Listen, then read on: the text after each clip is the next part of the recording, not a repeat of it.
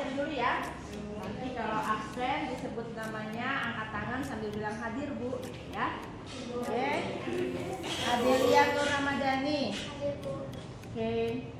Adeliani Atalila. Hadir Bu. Oke. Ahmad Baihaki. Hadir Bu. Ya. Alfio Niko. Andi Azam. Hadir Bu.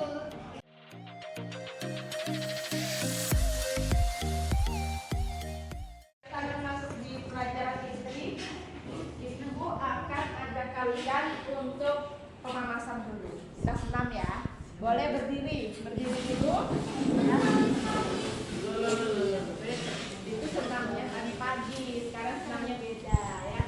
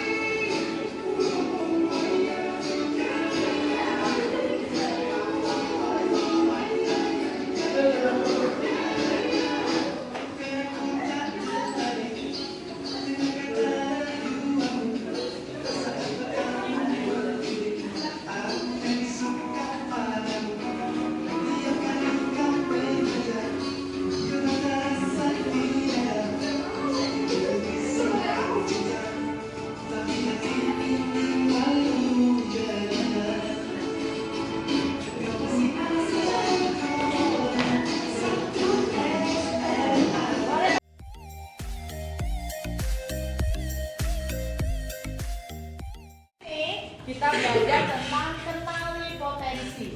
Ya, potensi itu apa sih? Ada yang tahu? Ayo, ada yang tahu potensi apa? Jawab aja, nggak apa-apa yang kalian tahu dengan bahasa kalian. Apa itu potensi? Kemampuan, kemajuan. Oke, ada lagi? Bakat, boleh. Kemajuan bisa. Potensi adalah kemampuan diri seseorang, ya. Apa aja sih yang masuk dalam potensi? Itu ada gaya belajar. Yang mendukung potensi kayak kalian itu ada gaya belajar, kecerdasan, kemajemuk. Ya, nanti Ibu jelaskan satu-satu.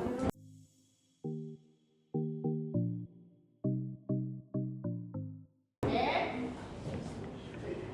Nah, ini nanti kalian kerjakan dulu link yang Ibu kirim ke grup ya. Ada link yang Ibu kirimkan di grup kalian tentang kecerdasan. Yang sudah terbuka, boleh langsung ikuti tes sekarang. Ini temannya udah ada yang terbuka, yang lainnya terbuka.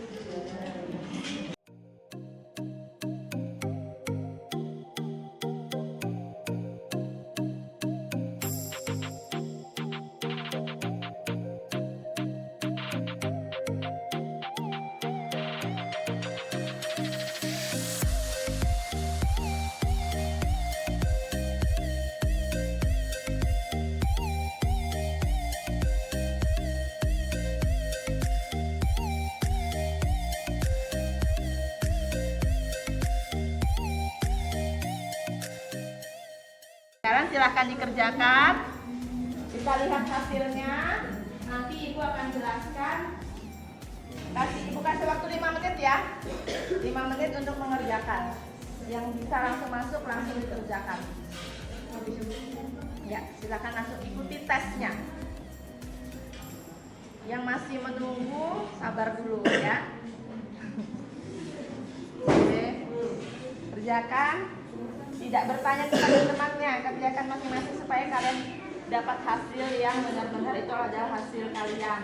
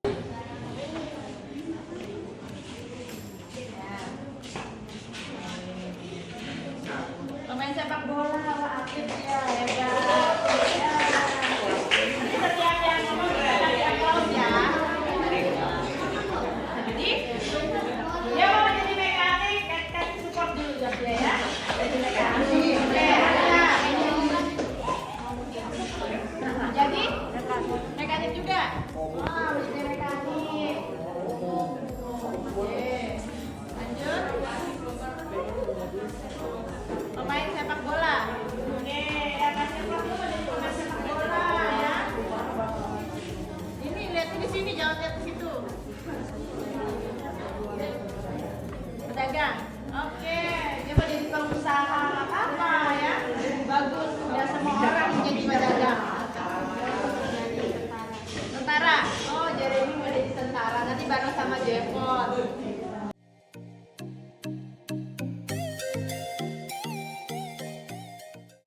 Apa sih gaya belajar? Nah, oke. Di sini ada namanya mengenali gaya belajar, ya. Di situ tadi ada gaya belajar visual. Ada mungkin yang hasilnya gaya belajar auditori. Ada? Ada kan? Ya. Kemudian ada gaya belajar kinestetik. Nah, sekarang kalian perhatikan. Ini cara-cara atau ciri-ciri ya, ciri-ciri gaya belajar visual. Ya. Nanti kamu sesuaikan dengan diri kalian. Sesuai nggak sih gaya belajar saya seperti itu dengan hasil tes tadi? Ya. Kalau orang dengan gaya belajar visual, ya, ciri-cirinya dia lebih mudah mengingat informasi dalam bentuk gambar, grafik, warna, atau tulisan. Ada nggak di sini tadi yang visual? Ada. Bener nggak? Kamu lebih gampang menerima informasi atau pelajaran yang berupa gambar, grafik, kemudian warna yang menarik atau tulisan-tulisan. Benar? Benar. Nah, kemudian dia lebih senang membaca dan mencatat. Karena menurut dia, dengan dia membaca, kemudian mencatat, semua terekam di dalam memori otaknya, ya kan? Cerdas visual spasial, ya. Kalau yang masuk dalam ini berarti ciri-cirinya seperti ini: membaca dan menulis untuk kesenangan, kemudian pandai menyusun teka-teki, menafsirkan gambar, grafik, dan bagan dengan baik, ya. Nikmati menggambar, melukis, dan seni visual, mengenali pola dengan mudah. Nah, ini adalah orang yang dengan kecerdasan visual spasial. Ada tadi yang spasial kan? Nah, ini kecerdasan seperti ini, ya. Kemudian cerdas verbal linguistik. Coba baca sama-sama yang nyaring, ayo. Cerdas verbal linguistik itu apa saja? Mengingat informasi tertulis dan lisan, enjoy membaca dan menulis, berdebat atau memberikan pidato persuasif, mampu menjelaskan sesuatu dengan baik, menggunakan humor saat bercerita. Iya, orang yang punya kecerdasan verbal linguistik. Contohnya itu adalah Raden Ajeng Kartini. Dia mempunyai kecerdasan verbal linguistik. Lanjut, ayo dibaca lagi kecerdasan interpersonal. Tadi Ibu ada lihat ada yang kecerdasan interpersonal nih. Coba Aska baca yang nyaring. Tadi Aska ini 89% kecerdasan interpersonal. Silakan Aska yang nyaring, berdiri nak, boleh? Ya, hebat. Yuk Aska. Maju di depan ya bacanya. Sama tadi siapa yang interpersonal? Ada yang baca tadi ya. Grace, nanti maju ke sini. Berkomunikasi secara verbal dengan baik, tampil dalam komunikasi non verbal, Ya. melihat situasi dari perspektif yang berbeda, misalkan hubungan positif dengan orang lain, selesaikan konflik dalam pengaturan grup. Oke, nah itu ya Aska ya. Jadi Aska punya kecerdasan ini ya, yang 89%. Nah tadi ada intrapersonal.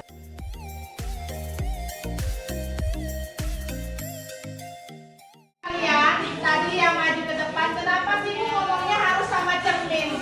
Kenapa? Ada yang bisa jawab nggak? Kenapa harus ngomong sama cermin? Kenapa? Coba, siapa yang bisa jawab? Grace mungkin?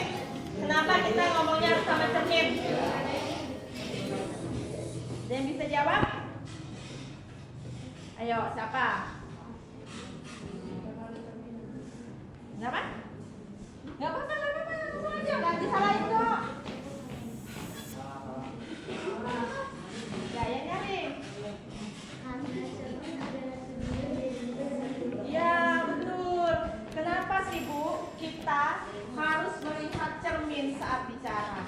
Cermin ini punya sifat memantulkan, ya enggak? Kelihatan kan wajahnya? Kita ngomong sama cermin, berarti kita itu mencoba untuk mengenali diri kita sendiri, ya.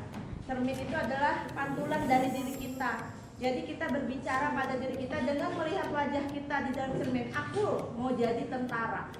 Ngomongnya itu dengan penuh keinginan kuat, ya. Ngomongnya dengan penuh keinginan kuat. Ngomongnya sama cermin supaya balik lagi ke diri kalian supaya kalian tambah semangat untuk mengejar cita-citanya. itu ya, mengapa harus ngomongnya sama cermin. Oke ya, sudah materinya udah dapat 2 potensinya. Sekarang ibu mau bagikan lembar untuk aplikasi kalian, yaitu tentang komitmen diri ya. Setelah mendapatkan 2 gaya belajar tadi, kalian mengisi aplikasi ini, yaitu untuk aplikasian dalam diri kalian. Apa sih yang kalian dapatkan tadi gitu ya. Nah, ibu mau ajak kalian untuk membuat komitmen diri.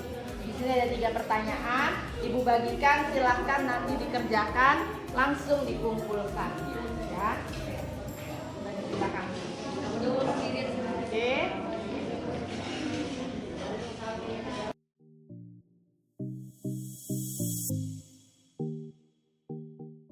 Nah, ibu punya motivasi hari ini. Kita baca sama-sama yuk, biar kita makin semangat.